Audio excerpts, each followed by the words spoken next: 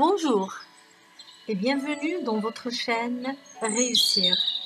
Votre chaîne qui commence à grandir grâce à Allah et à vos encouragements.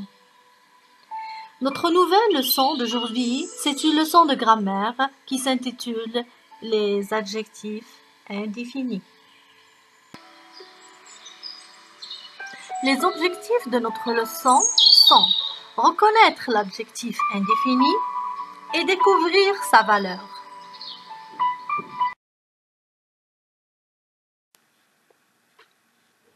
Je réfléchis et je comprends. Tous les contes sont fantastiques. Durant toute la saison, ils proposent des recettes simples. On remarque qu'on a des groupes nominaux soulignés dans les deux exemples. Les contes, la saison.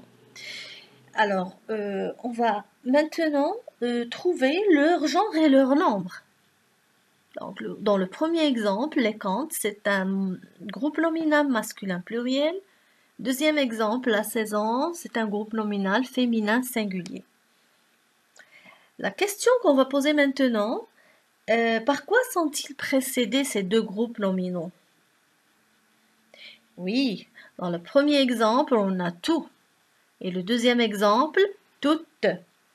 Alors, ces deux mots relevés, c'est-à-dire tout et toutes, est-ce qu'ils précisent le nombre exact des noms qu'ils déterminent?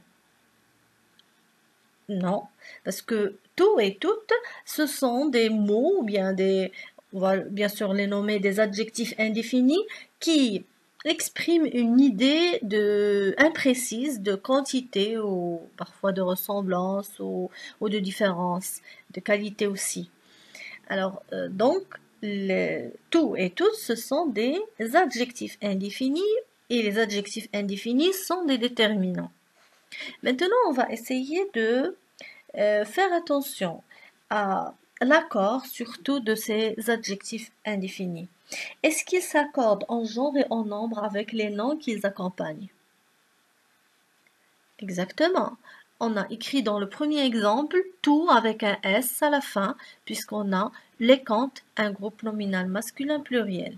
Et dans le deuxième exemple, on a écrit toutes, c'est au féminin, puisque la saison est un groupe nominal féminin singulier. Donc, les adjectifs indéfinis s'accordent en genre et en nombre avec le mot qu'ils accompagnent. Mais bien sûr, il y a des exceptions qu'on va découvrir après.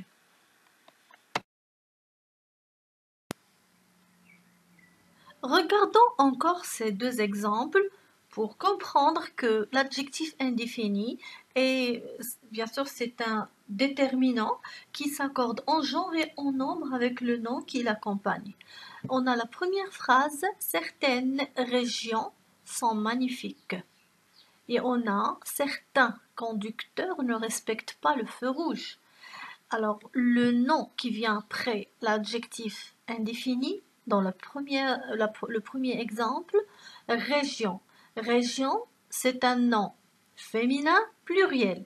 Donc, on a écrit certaines avec ES, la marque du féminin plus la marque du pluriel.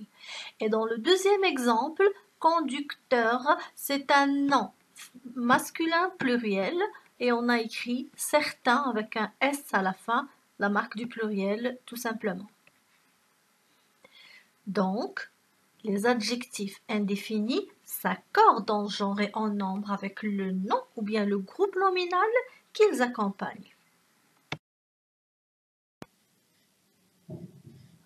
D'après ces exemples et d'après cette explication, ce qu'on doit mettre en liste, c'est que l'adjectif indéfini est un déterminant qui donne une information imprécise sur le nombre, la quantité, la ressemblance et la différence.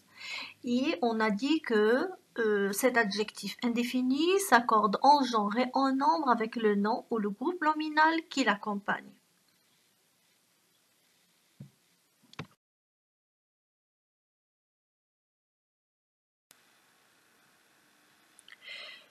Regardons maintenant ces deux exemples. Plusieurs contes populaires ont la même situation finale, plusieurs histoires ont la même situation finale. On a dans les deux phrases un adjectif indéfini, plusieurs. d'accord, qui s'écrit de la même manière dans les deux phrases. On va essayer d'analyser un petit peu le mot ou bien le nom qui vient après. Dans le premier exemple, on a Kant. On va essayer de trouver son genre et son nombre. Bien évidemment, Kant, c'est un nom masculin pluriel. Et dans le deuxième exemple, Histoire, c'est un nom féminin pluriel. Et on remarque que l'adjectif indéfini s'écrit de la même manière. C'est pour cela qu'on a déjà dit que les adjectifs indéfinis s'accordent en genre et en nombre, mais on a dit qu'il y a des exceptions. Et parmi ces exceptions, on a plusieurs, qui est un adjectif indéfini invariable qui s'écrit toujours au pluriel. Deuxième exception. Chaque jour, je découvre un nouveau secret, chaque chose en son temps. On remarque que l'adjectif indéfini chaque s'écrit de la même manière dans les deux phrases, même si on a bien sûr dans la première phrase le nom jour qui est un nom masculin singulier et dans la deuxième phrase on a chose, c'est un nom féminin singulier. Mais l'adjectif indéfini s'écrit de la même manière. Donc, on dit que chaque est un adjectif indéfini qui ne s'emploie qu'au singulier. Donc, on a dit que les adjectifs indéfinis sont des déterminants qui expriment une idée imprécise, soit de quantité, de différence ou bien de ressemblance. Et voici quelques adjectifs. On a bien sûr les adjectifs indéfinis qui expriment la quantité comme aucun, certain, nul, quelques, plusieurs, tout, chaque. Et l'adjectif indéfini qui exprime la différence, c'est autre. Et la ressemblance, on a même et tel.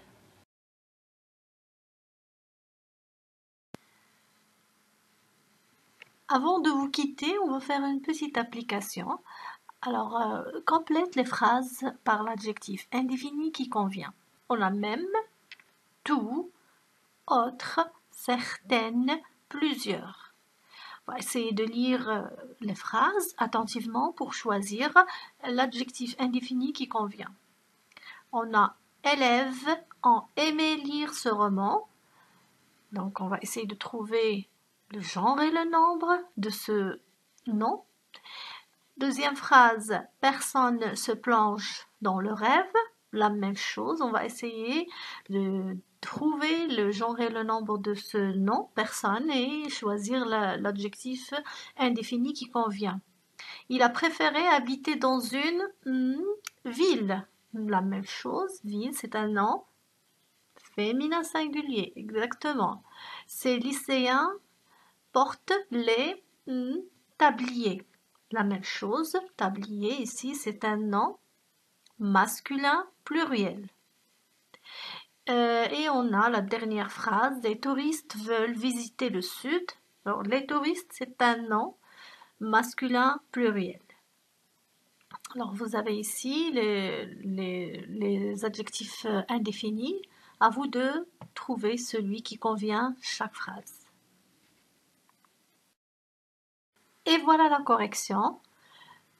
Pour la première phrase, on a choisi plusieurs élèves ont aimé lire ce roman. Deuxième phrase, certaines personnes se plongent dans le rêve. Quatrième phrase, il a préféré habiter dans une autre ville. Quatrième phrase, ces lycéens portent les mêmes tabliers. Dernière phrase, tous les touristes veulent visiter le sud.